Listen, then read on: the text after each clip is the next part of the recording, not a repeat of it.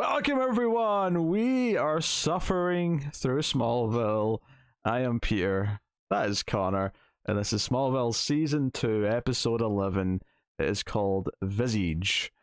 So, spoilers if you are concerned for the episode. This episode that has an 8.0 on IMDb. Oof. Hey, I laughed a lot. So, I mean, if I'm getting anything out of this shit show at this point, it's laughter. That is true, because it's okay, because he's a U.S. Marine. He's trained for a lot of things. Oh, that was the line of the episode. Because so Whitney Nothing came close. So Whitney, who's not really Whitney, he's actually a shapeshifter. A shapeshifter who was in season 1 apparently, but I don't remember. But she's obsessed with Lana, so she pretended to be Whitney to try and get with Lana. While she's Whitney, she rips a door off the bathroom, like off the hinges. Yeah. Just figured, a vague memory, it was the episode where he got his X-ray vision, or just after. That makes sense. She was as Lex, and she was robbing a bank. It was the X-ray vision episode. You're right. Yeah. Because it kicks in when he goes through a window, I think. At the start of that episode, if I recall correctly. Yeah. But Whitney rips a door off the hinges with it's clearly super strength, and Clark says, "How did you do that, Whitney?" And he goes, "I'm a U.S. Marine. There's nothing I can't do," or something like that. I'm trained to do things like that. It's like, oh, it's the sort of line that only works because it's not actually Whitney, and it's not an actual person who is a Marine saying that.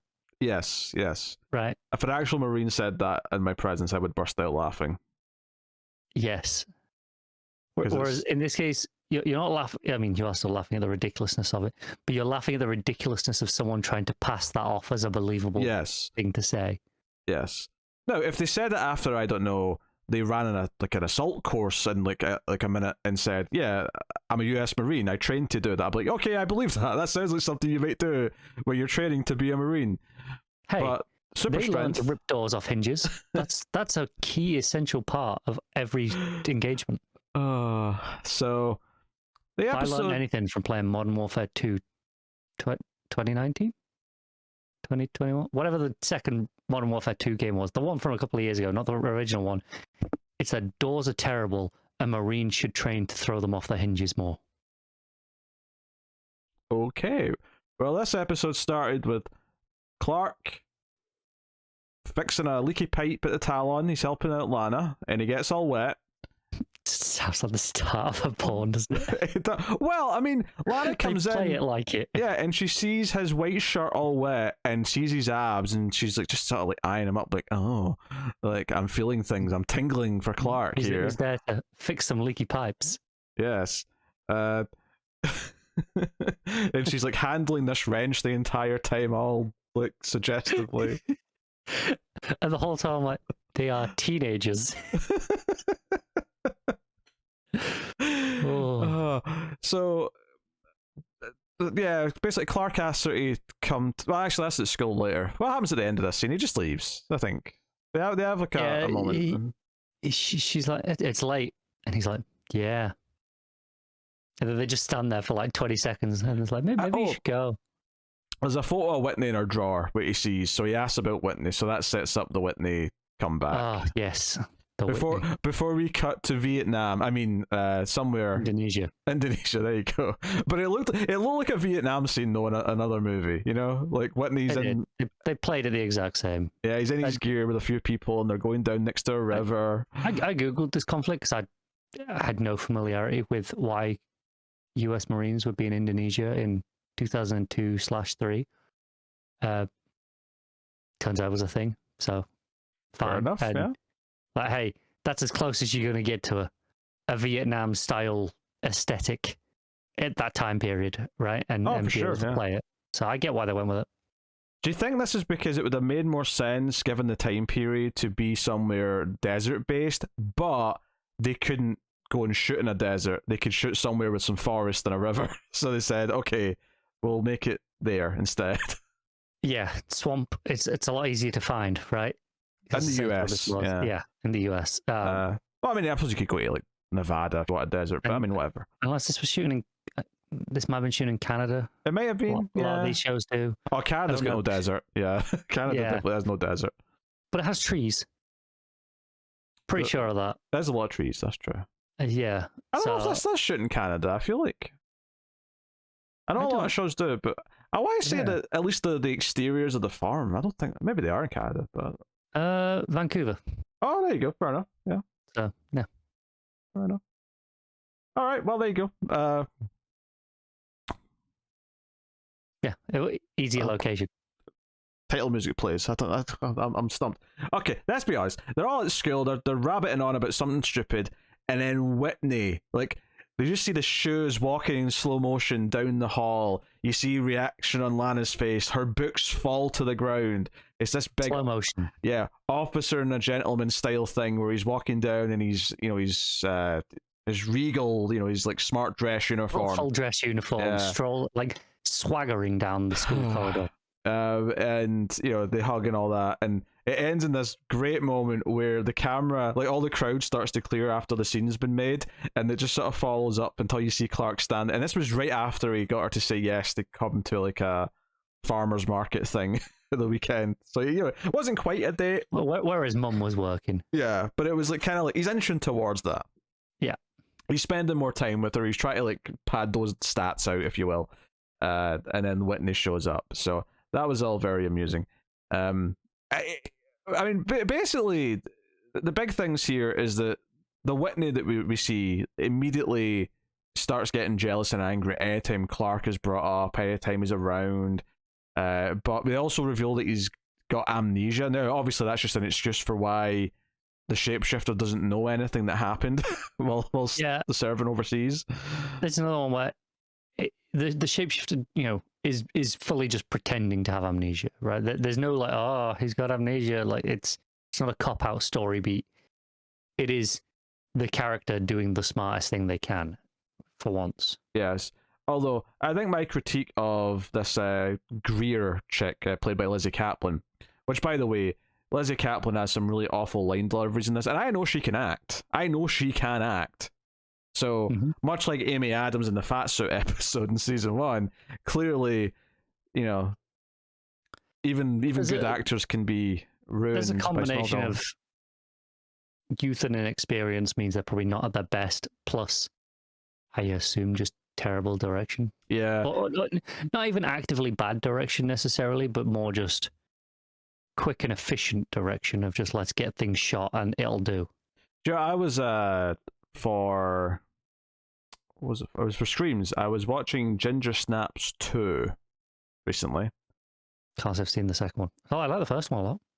You don't have to bother. But the first one's great. I love Ginger Snaps, my favorite werewolf movie, in fact. But I was watching Ginger Snaps 2, and I recognized someone, and I was like, "Who's this guy?" I was racking my brain. It was Whitney from Smallville. He plays like an orderly in a mental hospital in Ginger Snaps 2, who's secretly given the rehab patients the drugs they want for sexual favors. That's his character in Ginger Snaps 2. It's a great character. He seemed more fit with it than he ever did with Whitney, to be honest. Maybe it was just a better director. Yeah. It came out more natural. I don't know if I agree with that. So, yes.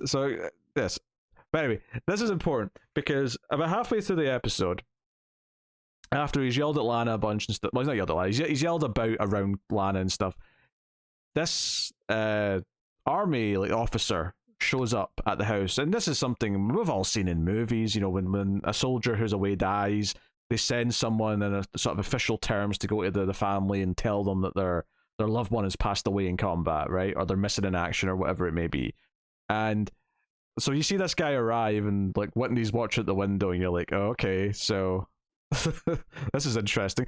So he comes down the stairs with a baseball bat, and he just says hello, and the officer's like, well, there must be some mistake.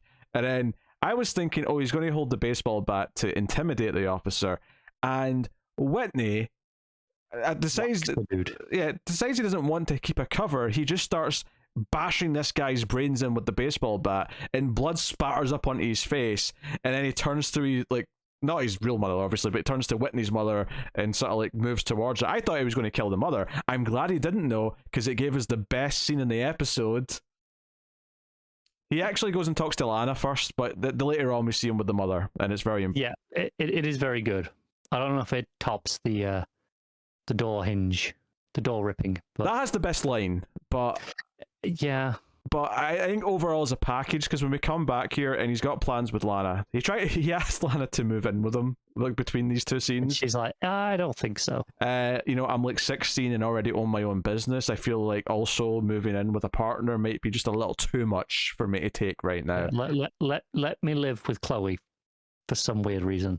Yeah, but there's also her dad's there too, so there's at least an adult figure involved. Allegedly, not that we ever actually see him. Actually, just on this subject, actually, now that we're on it, it feels like in this episode, all of a sudden we're pretending that. I mean, was Whitney always like older than Lana? Was he like a senior last year, and that was him after high school going to war? I don't remember that. I thought he dropped out. I don't know, because it was the scene later on when he tries to propose and says, I understand why you said no to the moving in, because it's illegal. Let's make it legal. Here's a wedding ring. And I thought, wait, what? Because I didn't think it would be illegal unless we're talking about someone who's over, the age of consent. He might be older, but one, it's really hard to tell in this show. Oh, obviously, yeah, because they're all actually older than.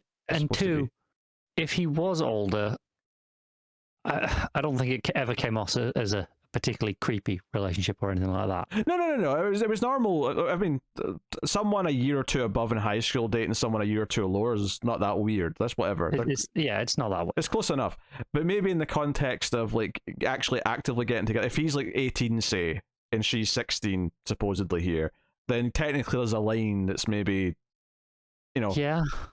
Maybe. Yeah, and.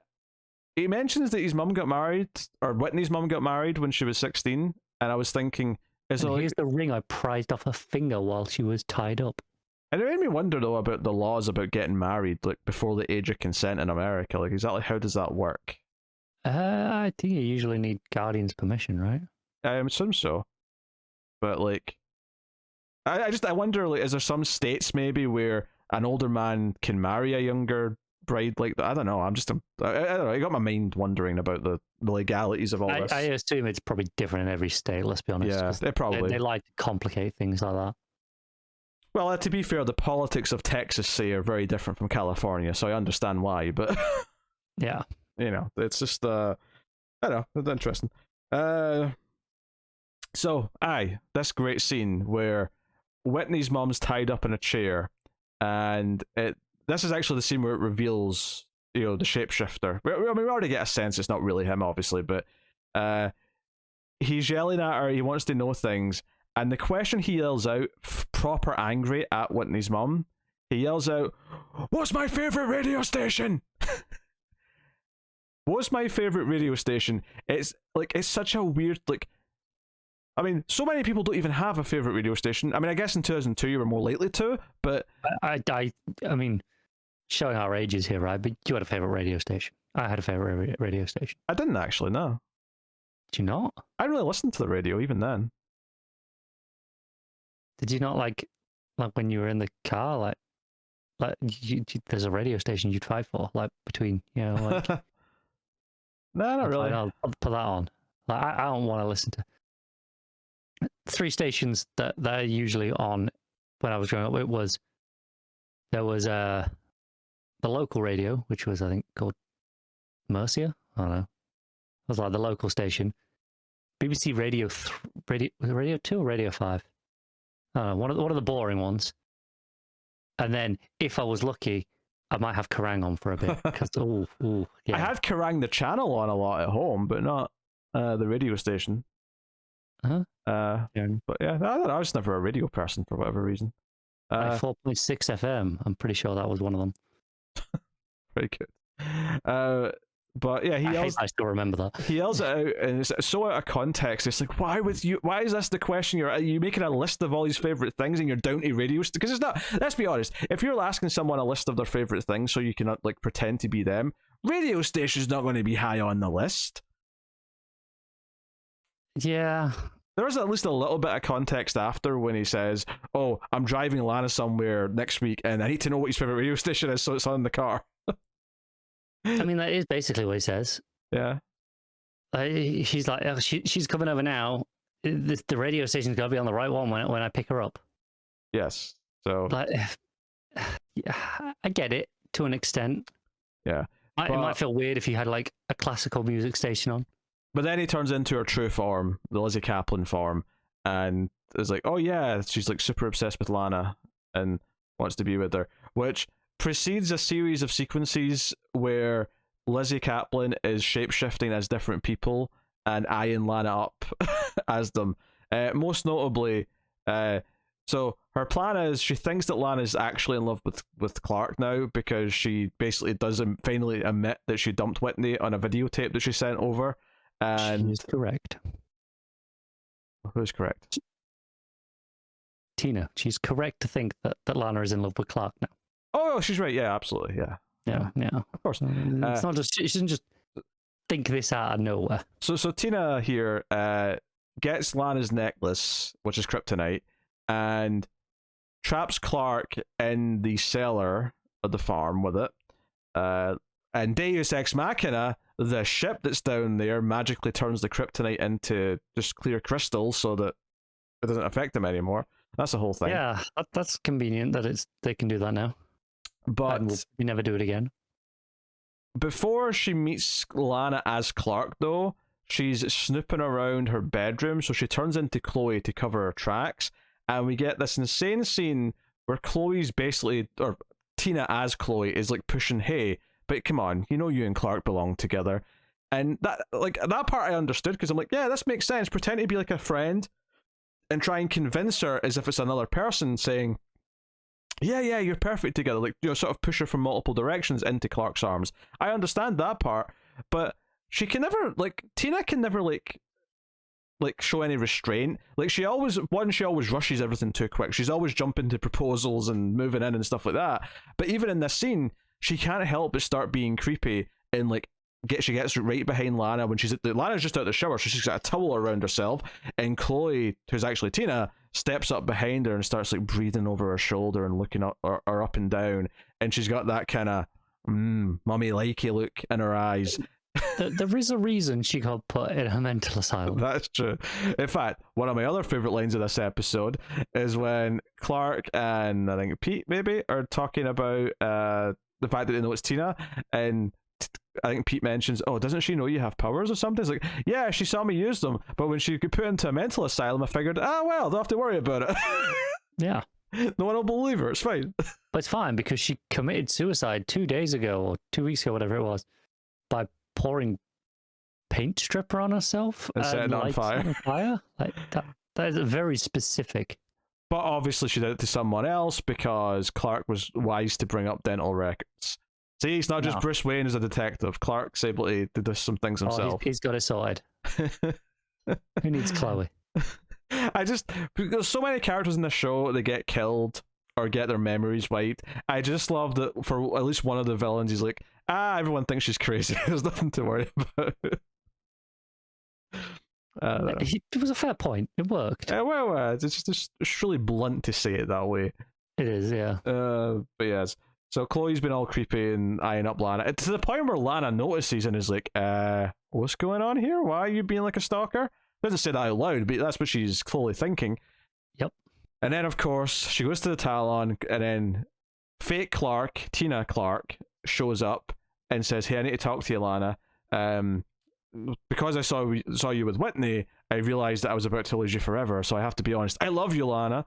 And she's like, "Is something in the water? Everyone keeps trying to like flirt with me or confess their love or stuff." And she's just clearly an irresistible young woman that attracts everyone to her. That's got to be an episode at some point, right? Not necessarily with Lana, but... What you mean, like that episode of the hit television show Buffy the Vampire Slayer where Xander did the love spell and it backfired and every woman in the town wanted him? Yes. Like that one? Yeah. And especially seeing as this show definitely didn't take any inspiration from that one whatsoever and has definitely never copied a single episode premise. It would be a completely original idea if this show did it. Oh, of course, yes. Of course it would. Yeah, so, I mean, this is just... I mean, I was worried at this point. I was worried that, not Clark, fake Clark would say something to Lana that would hurt her feelings, and then Lana would think that was the real Clark, and then despite the fact that they would prove that there was a shapeshifter, because we have to explain the Whitney, and the fact that the real Whitney's already dead and all that stuff, that she would still somehow... Because even in this episode, when Clark tells her the truth and says, hey, we have reason to think that's actually Tina, the shapeshifter from last year, it's not really Whitney, and Lana just goes, you're such a liar, Clark. I can't believe you'd say this about him after he fought for you and our country. In Lana's defense, she's like, how do you know this? And he's like, just a hunch. I mean, that is fair. You can't just tell her I use my X-ray vision, but to be fair, she knew there was a shapeshifter last year. She knows who this character is, and Whitney's already been acting kind of weird. Like, there is enough reasonable things to link up with what Clark is saying here. Yeah. I guess that maybe she's off-screen speaking to Chloe. They do live together, after all. Apparently. And this comes up, and Chloe was like, yeah, she died. She killed herself. Maybe she'd already told Lana this unrelated. She's like, hey, remember that shapeshifter that was obsessed with you? Phew, killed herself last week. Crazy, that. Yeah, set herself on fire. We'll never know who she really set on fire, but yeah, someone else. Yeah, it doesn't matter. Yeah, so... Yeah, so it all comes down, real Clark shows up, so Lana sees both Clarks, so I was relieved that she's going to know that, okay, not that he said anything really that bad, to be honest, other than just saying things that real Clark actually feels. Yeah, and then real Clark's like, no, me, I'm Clark. Yeah, he says, it's me, Clark. She knows who you're supposed to be, you idiot. Like, she's not looking at you going, are you Bill? Are you Frank? Are you Jim? Yeah. She knows. Yeah. And to be fair, the very next thing he says is that I'm the one who fixed the pipes, which was something that the shapeshifter wouldn't know that he just helped her with recently. And that's like, okay, that tells her that you're the real one, that's fine. And for the audience, he's wearing red and blue. Fake Clark's wearing like beige and brown or something. Pretty sure it's still Jonathan's jacket. I think it is actually, no, you're right, yeah. Because she was pretending to be Jonathan to trap Clark earlier, yeah. Yeah, I'm pretty sure it's the same jacket. Yeah, that makes sense, So we get a Clark versus fake Clark fight. Superman 3, this is not. But it does have a funny ending, though, where shapeshifter chick does have super strength. She picks up with this big engine thing from the back of a truck and just runs towards Clark. Clark super speeds out the way and she impales herself in like a broken pole that basically get created because she threw Clark through a bunch of windows and shit. And impales herself. And just as she's dying and there's blood coming out of her mouth. The moment of the episode. We already had like a scene and a line of the episode. How is this the moment of the episode? This tops the scene and the line. Both great individually. This combines both. Okay. As she's dying on this pole that's now through her stomach, she's like, take care of Lana. Dies. It's a really overdramatic death as well. Yeah. Lizzie Kaplan, I know, can act, but this was not her finest moment as an actor. No. Rough stuff. Rough stuff indeed.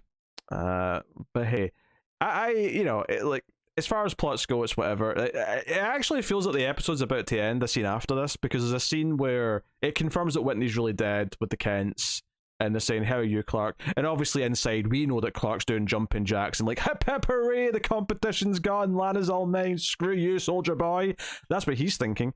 But he's pretending he's upset, of course. I'm being a little facetious. Like a mature teenager that he is. Yes. But no, he's like, okay, obviously it's sad that he's gone. He's not heard from Lana. She's kind of keeping to herself just now, which is fair enough. But, he does this thing where he says, Whitney was so brave. He didn't have bulletproof skin. He doesn't have superpowers, and he went over and did that. Because would I be as brave if I didn't have powers? Now, I actually like the back half of that, because the back half of that, yeah, it makes sense that Clark would question that about himself. Like, would I even be brave if I didn't have all these like extra gifts that keep me safe? It's not really bravery if you can't get hurt, is it? No.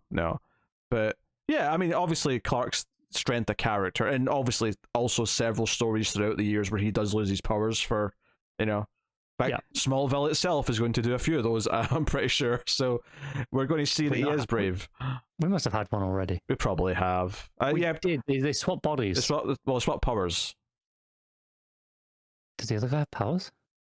No, remember, he got struck by lightning and the other guy got his powers and Clark had no powers. They didn't swap bodies. Yeah. Right, yes. They swapped the powers, not the bodies. Nah, same thing. It's not the same thing. In the context of him having no powers, it basically is. I'm sure they'll do a body swap episode at some point if they haven't already. I can't remember if they do one with Clark. They definitely do one with some other characters. Oh yeah, for sure. So I like the back half. Clark questioning those things is fine. It was the part where he was like really praising Whitney, because like, admittedly, I don't really remember it too well, but I feel like Whitney's decision to go to the military wasn't because he always dreamed of being a hero soldier and wants to go protect the country. I feel like it was more like he wanted to run away from his problems, or because he felt things weren't good with Lana, he wanted to go and do this, to keep. It felt like he had other reasons as opposed to, I want to go be the best person I can be, so I'm going to protect the country. I think it was somewhere in the middle of that, where it was more, not that he wanted to be a hero and protect the country necessarily, but he just wanted to do something more than what he was doing. Because he had that one episode where he accidentally joined the gang. That's just a funny sentence. The episode where he accidentally joined the gang. Well, he kind of does. He accidentally becomes a junkie and joins a gang. They give him the powers for a little bit. Show is so stupid. I know. Do you remember this one? Yeah, they all have super strength because they're all taking like kryptonite juice or something. Yeah. And it was like I think it's after that episode where he starts changing to be like, I want to be doing something better. Okay, yeah. I don't remember a lot of this, but yeah, okay. It's starting to feel familiar now you're saying it. Fair enough. If you wanted to do something better and that was how he did it, then yes, okay, it's somewhat heroic. That's noble. I feel like most people who go into the service are because, well, they pay out, like you get like a scholarship and you get medical. There's a lot of financial incentives to serve in the military for a few years. Yeah, I don't know necessarily about the US, but in military, but I know the UK military, they'll train you, commit to X amount of years, but they'll train you up and give you like qualifications in a field, like engineering, say for example. Oh yeah. I don't think it's the exact same in the US, but they do like pay for you, because obviously you always hear about Americans having their student debt because they have to pay. I mean, we have some student debt because we might take out loans as well, but the actual tuition is covered. Well, at least in Scotland it is. I don't know about you. Yeah, no, it's not in England. Well, suck it, England. I have between my student loan just for my tuition alone, like just the tuition, not counting anything else, is almost 30 grand a debt. It's $9 a year. This might be the most patriotic I've ever felt in this moment. It's the two things that Scotland has definitively over in, like it's that and free prescriptions. Yeah, medicine's free. Yeah, we have to pay a tenner for our prescription, which I mean, it's not that bad. So whiny and bitchy to Americans. We have to pay a tenner. Yeah, you don't have to pay for the ambulance when it picks you up after an accident. Yeah. Like in the grand scheme of things, fine, I can pay for a tenner. It's not that big a deal. And also, for just to make this really clear for anyone who doesn't know, if you are on any sort of like benefits for whatever reason, you're out of work, those prescriptions are free. Yeah, like they're not completely evil. Even I mean, give them time if we give another bloody Tory government. No, I mean, there's a lot of things that aren't free in general, but are free if you're under a certain age or over a certain age as well. If you're like retired age, you get everything for free basically at that point. Oh yeah, your TV license, your bus fares, just take it. Yeah. So anyway, yeah, I do. The prescriptionist thing in Scotland is a relatively recent thing. It's only been like maybe 10-15 years that's been a thing. But I don't think they were that expensive beforehand either. It's just, it's clearly an improvement. I'm not going to complain, but I don't remember them being and tough. Ours, I believe we pay per prescription, not per item. So like you can get prescribed multiple things on the same thing and you still just flat. So you want to wait until you've got a lot of problems before you go to the doctor, so you're just getting one. Obviously. Also, most pharmacists are pretty good where, depending on what you because sometimes they'll prescribe you things that are over the counter, right? Because they're like, this is just what you need, but you don't need a prescription to buy it. And the pharmacist will be like, actually, it's on offer. It's cheaper for you to just buy the thing, and they'll just rip the prescription up and be like, just pay. It's £6 instead of 10. Mostly they're pretty good at that.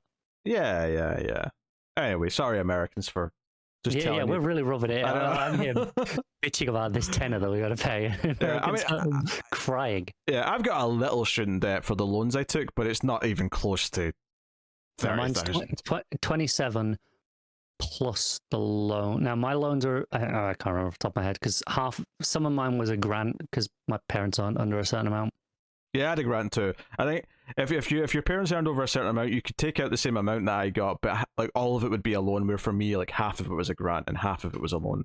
But yeah, anyway. Mine was. I think it was like 2/3 of mine was a grant and 1/3 was a loan. It's probably about 32 grand of debt. Yeah, but I'm pretty sure I owe less than a third of that. I'm pretty sure. Yeah, but ultimately the way it's paid back. Oh, it's easy. Yeah, no, like you don't have to start paying it back until you earn over a certain threshold per year. Yeah, and once you're earning that threshold, it takes a percentage of what you're earning, not what you owe. So it's like negligible. It's fine. Yeah. It's not a big concern. Anyway, sorry to depress anyone who doesn't have like. Don't get me wrong, the UK's got a lot of problems right now. The government's not so great. There's a lot of bad things going on, but there's at least some things in place that have been in place for a while that are quite good. So. Yeah, we can't guarantee they'll always be in place, but for now, we win on some things. Yeah, well, I mean, they can't change the terms of the deal that we made. We were. That's because it's default. Yeah. So suck it. Anyway, they'll find a way. So what was I getting at? Okay, so Clark's pondering his why did we even? Oh yeah, because I was speculating that some people go to the military for the help and qualifications and stuff like that. Yeah. Anyway, so we thought it was ending here because it faded to black, but we actually instead there was 2 more scenes, and the final scene think it fades to black. It just the camera like pulls back out the window, and it's going back to it's going to go to that wide shot and cut to the credits. Yeah, but there's 2 more scenes. The last scene does come back to Clark, and he's in the caves, just sort of looking at paintings again. He's down there in the caves. Which, to be fair, it's been 2 weeks since we did an episode, or maybe even 3 weeks since we recorded the last one.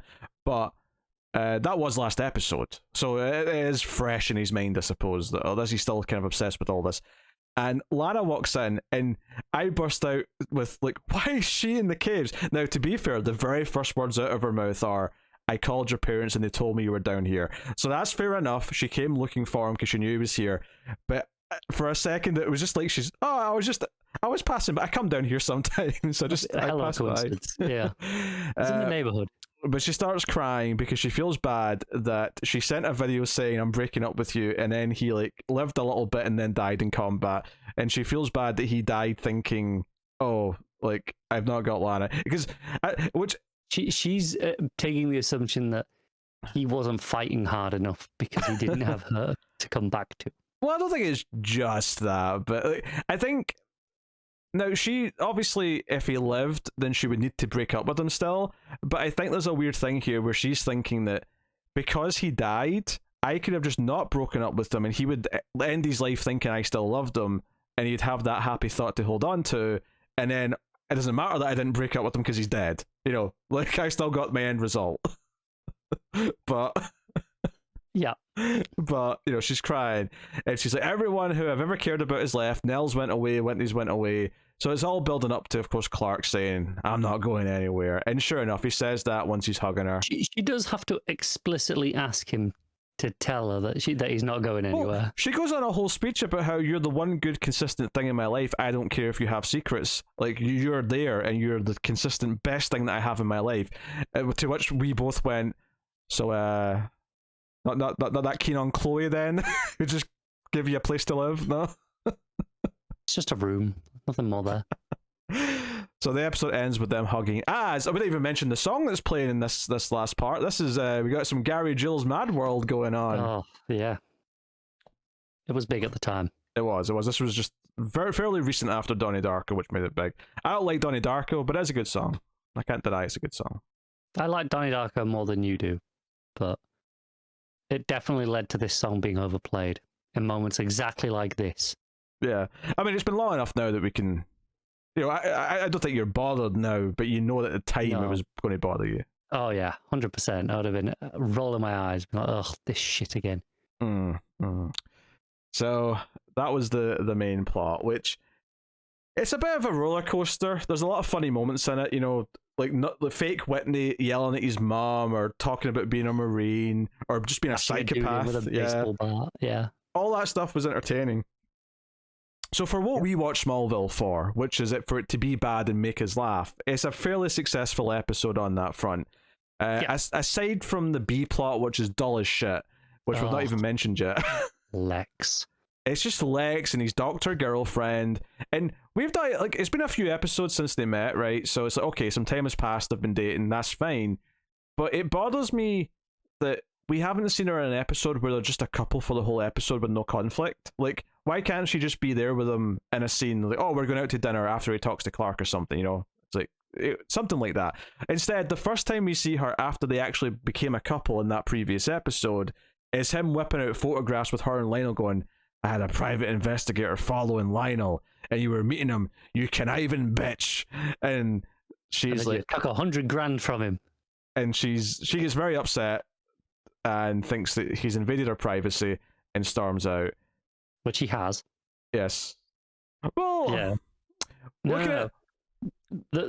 Following Lionel, not invading her privacy, she's a byproduct. Yes. Actively looking into her bank transfers. Yes, okay. He says after, he goes, I did a full background check on you. Yeah. I mean, yeah. But yeah, to be fair, he does say I was having Lionel followed. The fact that you met him was in the crossfires, effectively, or the crosshairs, I should say. So basically, we just have Lana. Lex talks to Clark like once or twice while they're playing pool and talking about shit. And then the next time we see Lex, might even be, is it the final scene? Is it just that? No, he sees her in the Talon once. Hospital. No, the hospital's at the end. He sees her in the Talon in the middle of the episode.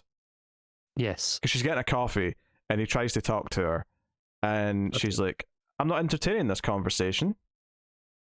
Like, and he's like, come on, you could at least explain yourself. And like, maybe start with an apology, and then maybe she'll explain like what was going on. And it turns out that Lionel came to see her, offered her money to dump Lex, and she refused, but he sent her the money anyway to try and convince her. And I love how petty Lionel is about this, because I 100% believe that. Oh yeah.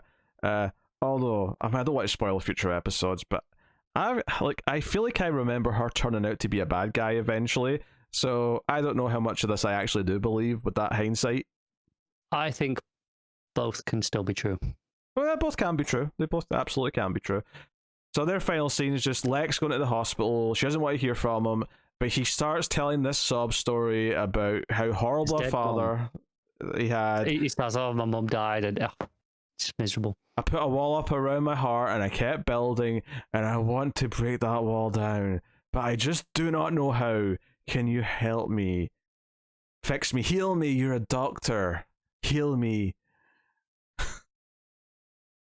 And seemingly, like, fine. Yeah, one more chance. There it is. So there you go. They're back together. I could not have like this was so these 3 scenes of their plot were so goddamn boring. But it was a bad one. Yeah, Lionel showing up to actually stir the pot a bit might have helped, but I'd have loved just a few like snide comments from Lionel, like that would have improved this a lot. Because honestly, we give this show a lot of shit.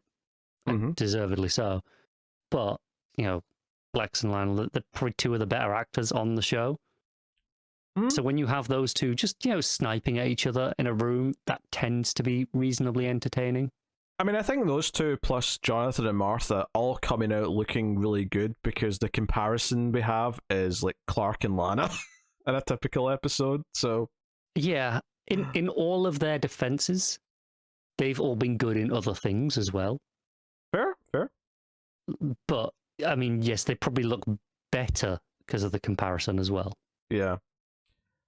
So, it really is something. Out of the main cast, it is the 2 leads, Clark and Lana, who are the worst actors. By far. Yeah.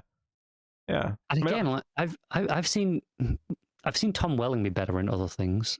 Well, what have I seen Kristin Kreuk in? I've seen her in 1 episode, or well, maybe more than 1, but she was in Chuck for like a little guest stint, and I saw her in Street Fighter Legend of Chun-Li, which she was terrible in. So I can't really speak to I watched her ability. like one episode of God, what was it? Was it Beauty and the Beast show that she did? Oh yes. I vaguely remember that. That was not good. Where the Beast was like just a hunky man with a little scar. Yeah, and his eyes probably went black or something. Yeah. Not to be confused with the Ron Perlman and Linda Hamilton Beauty and the Beast show from the 80s. No, who would dare? Where he had full makeup on the whole time. Yeah. Anyway, yes. So that's just an interesting thought that the two leads are the worst actors out of the main cast. Obviously, they have some really bad guest stars that even give them runs for their money, but yeah, that's another discussion altogether. So we have some good guest stars occasionally, though, right? Yeah, but sometimes we have good guest stars like Lizzie Kaplan, who's terrible in this. That's fair. We get some better ones later who aren't terrible, though. True. You got oh my god, I'm completely blank on his name. From your hit television series. Spike. Oh, James Masters. Thank you, yeah. Do you know what? I completely forgot he eventually showed up in this. Yeah. Damn, I forgot about it. And he's got his American accent as well. It's weird, I think. You got Sam Witt was in there for like a whole season. He's great. Sure, yes. I don't have any strong feelings one way or the other, but all right. I mean, he's good in everything else. I assume he's not terrible in this. We'll find out. Well, not for a while, thank God. It'll be a while. We're only halfway through season 2, pacing ourselves. Yeah, that's like season 7 or 8. Anyway, shall I see what the next episode I was going to say it can't be any worse than this, but it definitely can. Oh, it can. It can. So much worse. Oh, it's got a higher rating than IMDb, though. Maybe we're in for a winner. I suspect not, but we'll find out. It's a big, long description, so I'll just read part of it. But it's called Insurgents. Here's the description. When Lex Luthor loses a $150 million contract to Luthor Corp, he finds that his mansion was bugged by his father. He hires a team to bug the offices of Luthor Corp. Okay, but what's Clark in that up to? What did it find? Come on. I don't know. It's a big whole description of the whole thing, though. Anyway, apparently Martha gets involved by being a part of Luthor Corp or something. Anyway, so yeah. So this feels like a very Lex and Lionel-centric episode. When Lex thugs hold Lionel and Martha hostage, Clark tries to mount a rescue by making a leap to a tall building with a single bound without revealing his powers. That's a much better description. There you go. Where's that from? Google. Okay. Wikipedia. It's just the Wikipedia synopsis, I believe. Okay. Maybe I'll look there then for the next episode description. I literally just Googled Smallville Season 2 and it had a drop down. Since IMDb seems to have switched to these like full descriptions of the entire episode, which obviously we just want a little tease of what it's going to be. That was better. I think I remember this bit. Yeah, it sounds familiar now that you've said that part where he has to find a way to jump up. Yeah. If they mention leaping tall buildings in a single bound during the episode, though. Oh, they're going to. You know they're going to. They're going to, and I'm already dreading it. It's going to be glorious. All right, that's the review, everyone. Thank you for joining us. We'll see you next week with more Smallville Season 2. You can support all the content over at patreon.com and get some bonuses for your trouble. You get some stuff early. The movie shows all have bonus episodes, more or less. There's a bonus Columbo review that I do monthly over there. But go and have a look. But that is the show. Thank you very much for joining us. We always appreciate it. And it turns out that Clark's baby ship can turn kryptonite into kryptonaut. No. I told you not to do this. You thought I forgot. I did. I really did.